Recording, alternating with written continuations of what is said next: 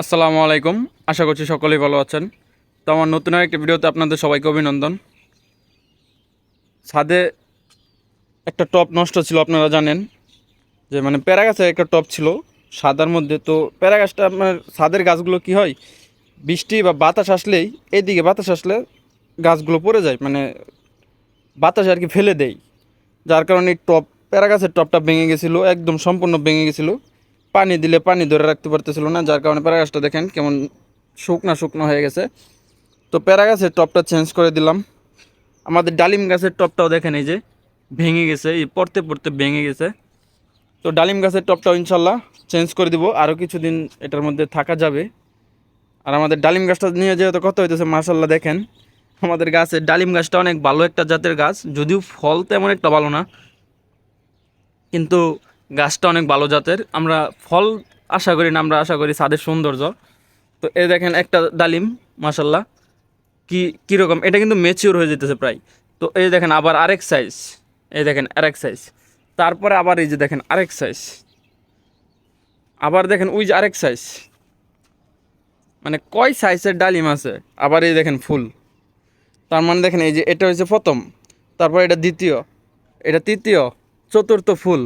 তো মাশাল্লাহ সবাই আমাদের গাছগুলোর জন্য, আমাদের ছাদের কবুতরগুলোর জন্য দোয়া করবেন। আবার দেখেন উপরের দিকে পাতা ছাড়তেছে নতুন। আর আমাদের প্যারা গাছটাও মাশাল্লাহ দেখেন, একটু আগে আমি মাত্র 3টা প্যারা চিরে দিছি বাসায়।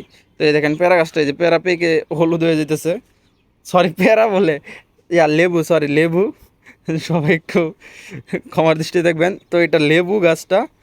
তো প্যারা গাছ নিয়ে তো কাজ করতেছি, একটু আগে প্যারা গাছ নিয়ে কাজ করছি, যার জন্য ভুলে প্যারা গাছই চলে আসছে মুখ দিয়া। তো এই দেখেন এক সাইজ লেবু, আবার এক সাইজ লেবু, এই যে দেখেন আরেক সাইজ, এই যেটা দেখেন কোথায় পড়ে আছে চিপার মধ্যে, এই দেখেন এটা কিন্তু এক সাইজ। আবার দেখেন ফুলও আছে, এই যে দেখেন ফুল। তো মার্শাল্লাহ আমাদের ছাদে বেশি গাছ নাই, 3টা গাছ এখন বর্তমানে আছে, একটা প্যারা গাছ, একটা ডালিম গাছ, একটা লেবু গাছ, আর এই যে একটা জামির গাছ। তো জামির গাছটা মার্শাল্লাহ দেখেন নতুন করে পাতা ছাড়তেছে। তো যদিও পাতাগুলো নষ্ট হয়ে যেতেছে, তো আমি ভাবতেছি যে বিষ আনবো, বিষ এনে তারপরে গাছগুলোর মধ্যে স্প্রে করে দিব। কি একটা পোকা, যেহেতু কোনো পোকা টোকা আছে হয়তো বা, যার কারণে পাতাগুলো নষ্ট হয়ে যেতেছে। আর আমাদের এই যেটা কি গাছ বলে জানি, পাথরছানা গাছ। আর এই যে আমাদের আম গাছ, যে আম গাছগুলো আমরা বয়রা লাগাইছিলাম, বয়রা। আর আমাদের এই যে কোয়েল পাখিগুলো এখানে আছে, 3টা কোয়েল পাখি আছে মাশাআল্লাহ, 3টাই রানিং, 2টা 3টা করে ডিম দেয়, মাঝে মাঝে একটাও দেয়, সমস্যা নাই, নট ব্যাড। আর আমাদের সবচেয়ে ইম্পর্টেন্ট বিষয় যেটা এবারে, আমাদের ঘুঘু পাখিটা।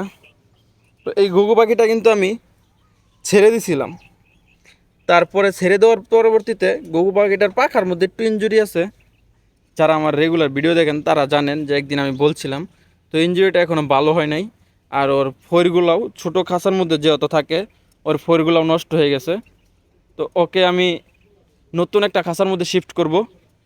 আর এটা আমরা কিন্তু ছেড়ে দিয়েছিলাম, ছেড়ে দেওয়ার পরবর্তীতে একদিন পরবর্তীতে আবার আমরা পাইছি আমাদের এই যে আম গাছ, এই আম গাছের মধ্যে আবার আসছিল, একদিন একদিন আসছিল না, একদিন পরবর্তীতে এই আম গাছে আসছিল।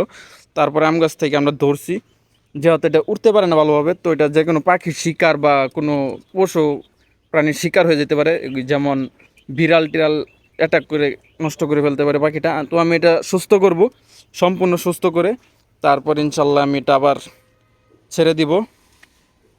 তো এখন যেহেতু আছে থাকতে থাক, আর এটাকে আমরা এই খাঁচার মধ্যে শিফট করব আমরা ভাবতেছি, যে এই খাঁচার মধ্যে, এটার জন্য এই খাঁচাটা রেডি করতেছি।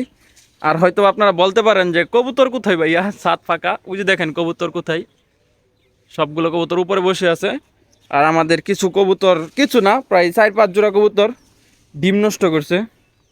এই যে এই খুবই ডিম ছিল, এই খুবই ডিম ছিল, এই খুবই ডিম ছিল, সবগুলো ডিম নষ্ট করছে। আর আমাদের সব, সরি, আমাদের কি জানি বলে, এটা বন কবুতরটা একটু বমি করতেছে।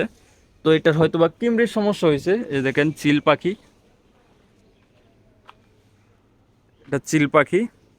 তো যেটা বলতেছিলাম, এটার হয়তো বা একটু কিমড়ির প্রবলেম হয়েছে বা ঠান্ডা লাগছে, দুইটাতে একটা। তো প্রথমে আমি কিমড়ির ডোজ করব, তার পরবর্তীতে আমি রেনামাইসিন আর নাপা মিক্সড করে খাওয়াই দিব।